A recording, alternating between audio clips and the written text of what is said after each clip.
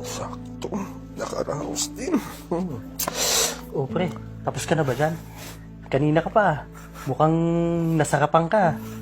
Ako naman na next. Ito na nga, oh. Katapos ko lang magbihis. Masarap kasi. Nakadalawa ako. Kahit na patay na to, parang buhay pa rin. Yun nga lang, medyo malamig lang. Pero pwede pang pakinabangan. Ang ganda kaya nito. Siguro kung buhay pa yan, baka inasawa ko pa yan.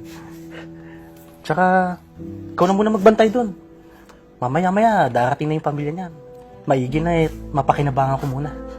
O sige, basta bilisan mo ha. Tandaan mo, dinihisin mo. Baka mahalata ng pamilya niya. Mahirap na, mapulyaso tayo. Huwag ka mag-alala, mabilis lang ako. Sa asawa ko nga, pang 5 minuto, tapos ako eh. Ako kaya si The Flash. Puro ka biro. Bilisan mo na. Para ma-imbalsaman na natin to.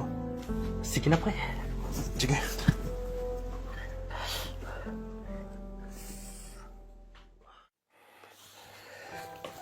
Ay, kapagod. Kuya, buti nandito ka na. Kuya, pwede ba akong maglambing sa'yo?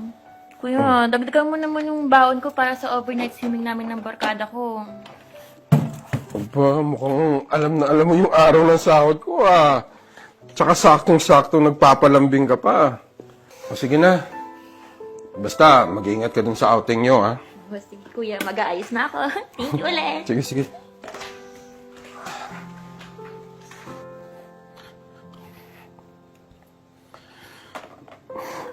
Ang bango naman ang hani ko. Sakto.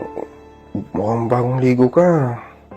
Hani, baka pwede mo naman ako yung masahe. Pagod na pagod ako. Ano ba? Hindi ka ba nakakaintindi? Nakita mo, oh, bagong ligo ako, tsaka aalis na ako. Bakit ba ayaw mo? Ang tagal na natin hindi nagsisiping ah. Sino pa naman magkakaroon ng ganang baw-baw mo, amoy bangkay ka pa? Maligo ka nga muna doon.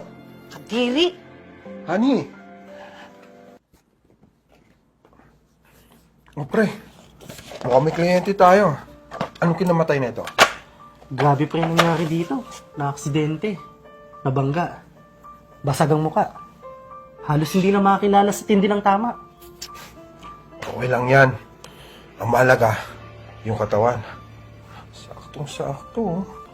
Sige na. Ikaw na muna mauna. Ako muna magbabantay sa labas. Ayoko nang gawin to eh. Hindi na kaya ng konsensya ko. Bakit parang nag-iba ata yung isip mo? Matagal na natin gawain to ah. Pre, kahit patay na yan. Kailangan pa natin ng respeto. Sige na. Ito ka muna magbantay. Bahala ka dyan ha. Basta labas na ako dyan ha. Sige na, dyan ka na.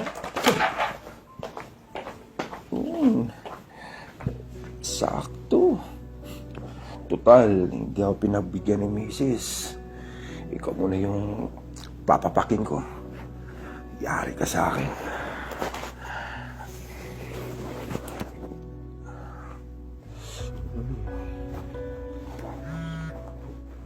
Sarap.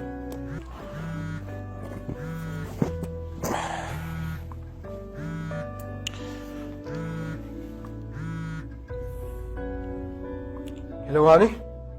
Bakit ba tawag ka ng tawag? Nasa trabaho ako. Honey, nasan ka na ba? Kanina pa kita kinukunta. Nasa trabaho nga ako, di ba? Bakit ba umiiyak ka dyan? Honey, si Rachel, yung kapatid mo na aksidente. Nabangga yung sinasakyan nila habang pauwi sila. Ha? Ano? Nasaan na siya?